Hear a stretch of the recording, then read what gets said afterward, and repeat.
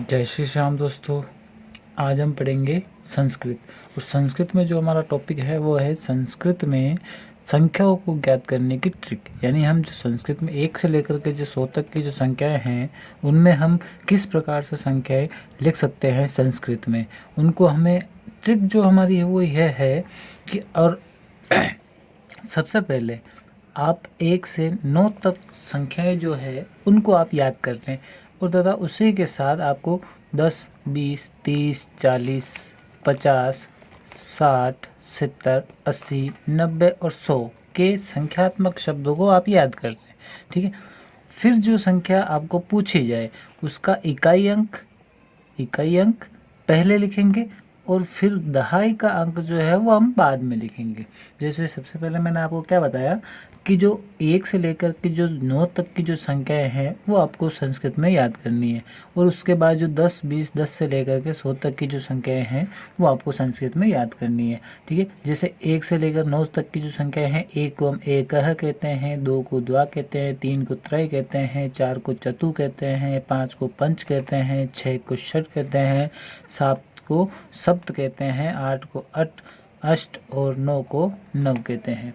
और 10 इसी प्रकार 10, 20, 30, 40, 50, 60, 70, 80, 90 और 100 इनको हम 10 को 10, 20 को विंशति कहते हैं, 30 को त्रिंशत कहते हैं, 40 को चत्वारिंशत कहते हैं, 50 को पंचाशत कहते हैं, 60 को षष्ठी कहते हैं, 70 को सप्तति कहते हैं, 80 को अशीति, 90 को नवति, 100 को शतम कहते हैं। ठीक है दोस्तों, आपको ये पता चल ही गया होगा कि 1 से लेकिन अब मैं आपको एक बात और बता दूं कि 1 से लेकर के जो 9 तक की जो संस्कृत की संख्याएं हैं मैंने अभी इनको और भी लिखा जाता है अलग प्रकार से, लेकिन मैंने आपको ट्रिक के माध्यम से बताया क्योंकि ट्रिक में जो हम इसी प्रकार लिखेंगे, बाकी इनको जो है इस प्रकार से अलग प्रकार से भी लिखा जा सकता है। जैसे 2 को 2 भी लिखा जा सकता है, 1 को एकम भी लिखा सकता है ना, और 4 को चतुर भी लिखा जा सकता है, 3 को त्रि भी लिखा जा सकता है ना। तो इसी प्रकार क्योंकि ये जो 1 से लेकर के 4 तक की जो संख्या होती है इनको स्त्रीलिंग पुल्लिंग के आधार पर भी लिखा जाता है ना। तो इसलिए मैं ये नहीं कह रहा हूँ कि आपको 1 से लेकर 9 तक संख्याएं जो है वो इसी प्रकार से लिखी जाती है। ये मैंने केवल ट्रिक बनाई है, इस ट्रिक के आधार पर हम इसको इसी प्रकार लिखेंगे। ठीक है। अब अपन इस ट्रिक को अपन यूज़ करते हैं। ठीक है। जैसे उदाहरण दे दूँ जैसे लिखा हुआ है 56। अब 56 में मैंने आपको क्या बताया था कि जो इकाई का जो अंक है उसको हम पहले लिखेंगे। ठीक है।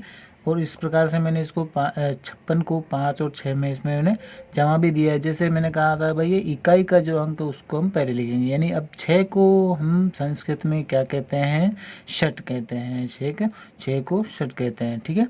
और 5 जो मैंने कहा था कि दहाई के अंक में लिखना है, यानी दहाई का मतलब हो गया ये 50। ठीक है। अब 50 को हम संस्कृत में क्या कहते हैं, पंचाशत। तो ये मैंने ये लिख दिया पंचाशत। ठीक है। अब इनको साथ में करके लिख दीजिए। आगे मैंने कहा था कि भाई आगे हम इकाई अंक पहले लिखेंगे और दहाई का अंक बाद में लिखेंगे। ठीक है। तो आगे का अंक क्या है, षड। ठीक है। षड पंचाशत। ठीक है। ये हो गया आपका 56, यानी कि शत पंचाशत। ठीक है। उसके बाद अगला उदाहरण लिखा है 21। अब 21 को हमने इस प्रकार से 2 और 1 को अलग अलग से जमा दिया, 1 + 20 यानी। तो ठीक है। अब 1 को मैंने कहा था इकाई का अंक पहले लिखेंगे और दहाई का बाद में, यानी 1 को हम कहते हैं एकह, 2 को कहते हैं विंशति। ठीक है। दहाई का विंशति का मतलब हो गया 20। ठीक है। तो 1 + 20 ये हो गया 1 को हम कहेंगे एकह। ठीक है। और 20 को कहेंगे विंशति। तो 1 विंशति ये हमारा बन करके बन गया 21। ठीक है। अब जैसे 37 है, 37 को मैंने कहा कि भाई इकाई का अंक पहले लिखेंगे, तो 7 को हम लिखेंगे सप्त और 3 का ये दहाई हो गया त्रिंशत। ठीक है। तो अब 7 का ये पहले का हो गया सप्त और ये हो गया त्रिंशत। ठीक है। तो ये हो गया आपका दोस्तों 37। ठीक है। इसी प्रकार हम ये 34 किस प्रकार से लिखेंगे, जैसे मैंने कहा कि भाई ये इकाई का जो अंक है वो पहले और दहाई का बाद में, यानी इकाई का 4 है, 4 को हम लिखेंगे चतु। ठीक है। और 3 का ये हो गया अपने दहाई का, यानी 3 का हो गया 30, 30 को हम लिखते हैं, 30 को हम क्या लिखते हैं, त्रिंशत। तो ये हो गया चतु त्रिंशत। ठीक है। और जैसे मान लेते हैं अब हम लिखते हैं कि 44 यानी कि 44 को हम क्या लिखेंगे, तो 44 को हम लिखेंगे, मैंने कहा था भाई ये जो इकाई का 4 है वो पहले, इसको कहेंगे चतु, और ये 4 यानी कि दाही 40 को हम लिखते हैं चत्वारिंशत। तो ये हो गया चतु चत्वारिंशत। ठीक है दोस्तों। अब जैसे मान लेते हैं, आपको मान लेते हैं कि लिखना है आपको 87 यानी कि 87। ठीक है, इकाई का अंक में पहले लिखना है, मैंने कहा था इकाई का अंक पहले लिखना है, तो इकाई का अंक पहले लिख दिया हमने, 7 को कहेंगे सप्त। ठीक है, और 8 का मतलब हो गया आपका दहाई, 8 को क्या कहते हैं अशीति, तो सप्त अशीति। ठीक है दोस्तों, ये हो गया आपका संस्कृत के जो भी हम जो भी संख्याएं जो है हम पहचानना चाहते हैं वो अपन लिख सकते हैं। संस्कृत में हम किसी प्रकार की जो भी 1 से लेकर के जो 100 तक की जो संख्याएं हैं वो हम लिख सकते हैं इसके माध्यम से।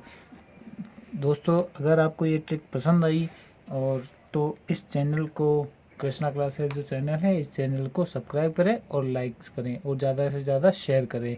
धन्यवाद।